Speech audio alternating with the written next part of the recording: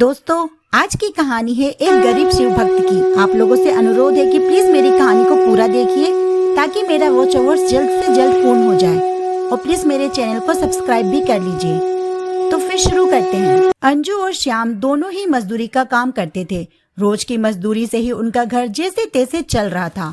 उन लोगों को 2 वक्त की रोटी भी बड़ी मुश्किलों से मिल रही थी, और उस पर ठंड का मौसम, ठंड दिन प्रतिदिन बढ़ती ही जा रही थी।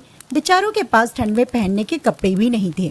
एक रात अंजू अपने पति के साथ बैठकर आग सेकते हुए, सुनिए जी, आपको जो मजदूरी के पैसे मिलने वाले थे वो कब तक मिलेंगे? क्यों, क्या हुआ? नहीं, मैं सोच रही थी कि जब आपको पैसे मिलेंगे तो इस बार बच्चों के लिए स्वेटर और कम्बल ले लेंगे, क्योंकि इस बार ठंड कुछ ज्यादा ही है और पहले के स्वेटर भी फट गए हैं।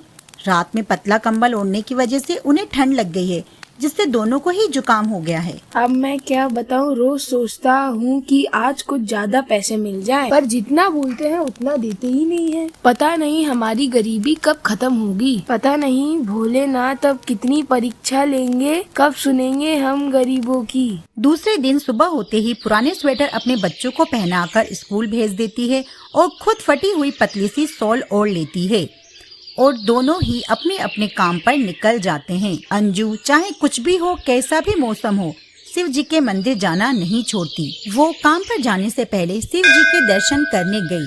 मंदिर जाकर जैसे ही पूजा करके जाने लगी, तभी उसे वहाँ भीड़ दिखाई दी। जाकर देखा तो कोई सेठ कंबल बांट रहे थे। ये देखकर वो मन ही मन खुश होती है और कंबल लेने के लिए लाइन में खड़ी हो जाती है। वो खड़ी तो हो जाती है, पर उसको काम पर जाने के लिए भी देर हो रही थी। वह मन ही मन सोचती है कि कोई बात नहीं, मालिक से माफी मांग लूंगी, कम से कम आज कंबल तो मिल ही जाएगा। बहुत देर तक खड़े होने के बाद भी उसे आखिरकार कंबल मिल ही जाता है। अभी वो भगवान को धन्यवाद बोल ही रही थी, तभी वहाँ एक लंगड़ा भिखारी आ जाता है। बेटा, ये कंबल मुझे दे दो, मुझे बहुत ठंड लग रही है और मैं लाइन में खड़ा भी नहीं रह सकता। लंगड़े आदमी को देखकर अंजू को दया आ जाती है। वो कंबल उस आदमी को दे देती है।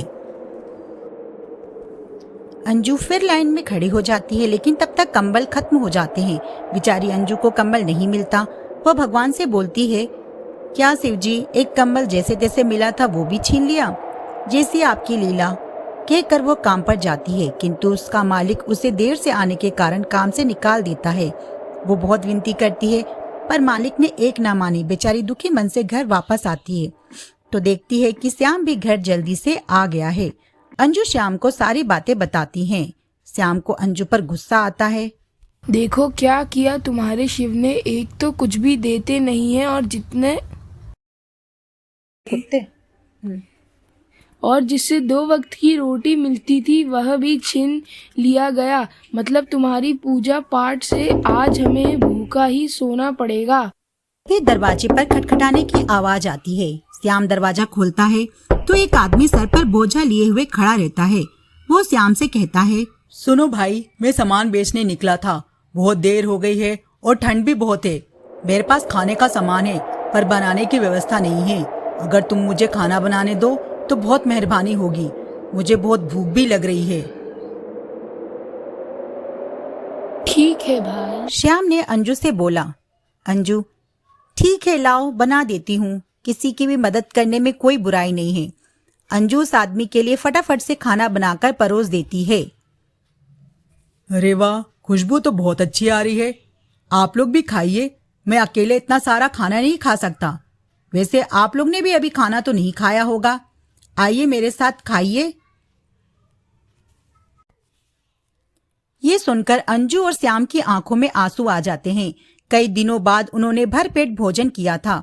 तभी वो आदमी उन्हें धन्यवाद कहकर जाने के लिए करता है तो देखता है कि इतनी ठंड में भी इन्होंने गर्म कपड़े नहीं पहने थे।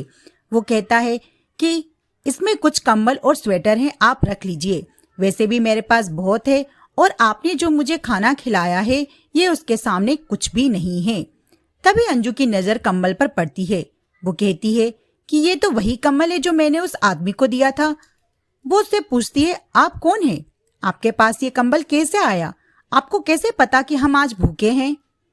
तभी शिव जी अपने असली रूप में श्याम देखकर चौंक जाता है और कदमों में गिर जाता है।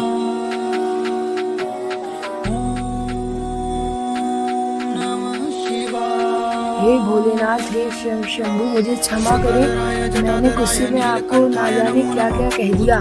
कोई बात नहीं श्याम, अंजू की भक्ति में सब कुछ माफ है। शिव जी कहते हैं भले समय लगता है लेकिन मैं सबकी सुनता हूँ।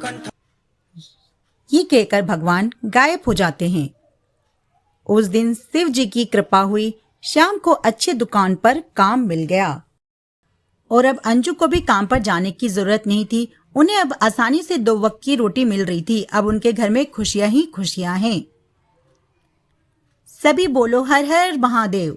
आपको मेरी ये कहानी कैसी लगी प्लीज मुझे कमेंट करके जरूर बताना और हाँ, मेरे चैनल को सब्सक्राइब और लाइक भी कर देना। Thank you.